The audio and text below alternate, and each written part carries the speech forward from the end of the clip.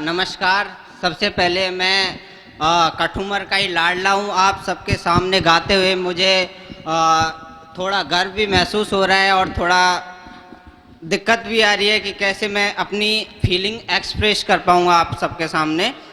बेटा हिंदी में भी बोलते रहना है ना। हाँ बिल्कुल सर, बिल्कुल।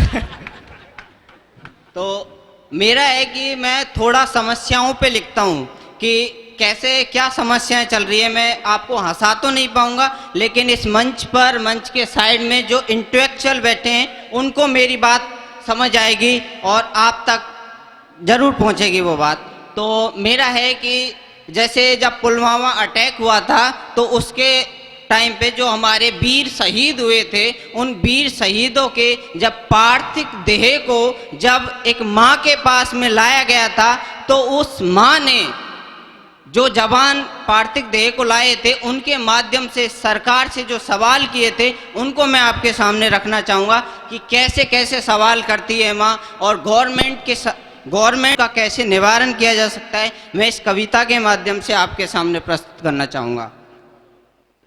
हम अकिंचित ही अकिंचन हो गए, हम अकिंचित ही अकिंचन हो गए, एकदम से हम बेटे से पराये हो गए। हम अकिंचित ही अकिंचन हो गए, हम बेटे से एकदम से पराये हो गए। हुआ जब सिलेक्शन तो 1 इंच भी कम न था। आप सब ग्रामीण परिवेश हैं, आपको पता होगा कि जब फौज में जब सिलेक्शन होता है तो 1 इंच भी कम नहीं रख सकते, सिलेक्शन नहीं होता है। तो उसी को माँ कहती है कि हुआ जब सिलेक्शन तो 1 इंच भी कम नहीं था। आज कैसे उसका सर धड़ से अलग हो गया, आज कैसे उसका सर धड़ से अलग हो गया।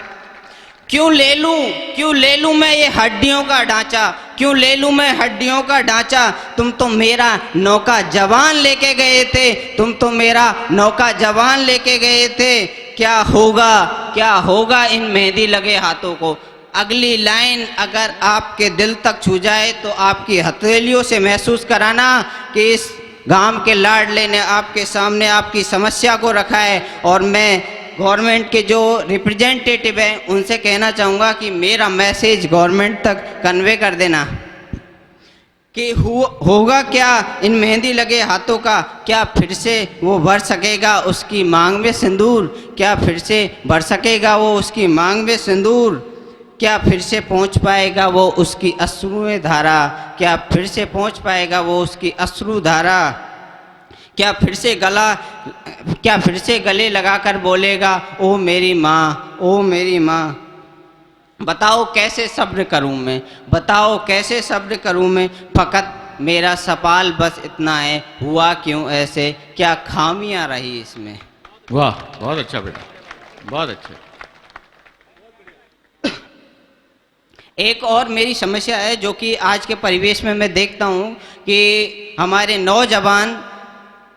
नौजवान जो युवा हैं वो कुछ विसंगतियों की तरफ मुड़ गए हैं और उनकी वजह से एक छोटी सी प्रॉब्लम आती है। मैं रोज़ अखबार में पढ़ता हूँ कि 9-10 साल की बेटियों से जो रेप हो रहा है और बहुत ज़्यादा घिनौनी हरकतें हो रही हैं, उनसे हमारे समाज पे क्या प्रभाव पड़ रहा है और उससे हमारे माँ बाप पे क्या प्रभाव पड़ रहा है, वो मैं 5 लाइनों के हिसाब से आपके सामने रखता हूँ।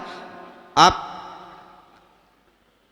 नन्ही सी कली हूँ इस आंगन की, नन्ही सी कली हूँ इस आंगन की, क्यों नोचना चाहते हो। नन्ही सी कली हूँ इस आंगन की, क्यों नोचना चाहते हो इस गरिमा को। बेटी हूँ, बीबी हूँ, माँ हूँ, तुम ही किसी की। बेटी हूँ, माँ हूँ, बीबी हूँ, तुम ही किसी की। भीख मांगती हूँ, दया करो इस जगत जननी पर। भीख मांगती हूँ, दया करो इस जगत जननी पर।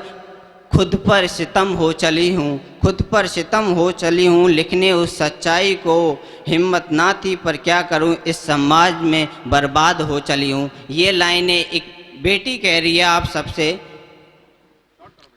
खुद पर सितम कर चली हूँ, लिखने उस सच्चाई को हिम्मत ना थी पर क्या करूँ, इस समाज में बर्बाद हो चली हूँ। वो उत्पीड़न की पीड़ा, वो रोम रोम का जलना, वो साहस का मरना, वो इज्जत का फालूदा होना, वो साहस का मरना, वो इज्जत का फालूदा होना, वो स्वाभिमान का मरना, वो स्वाभिमान का मरना, वो समाज के लिए कलंक होना।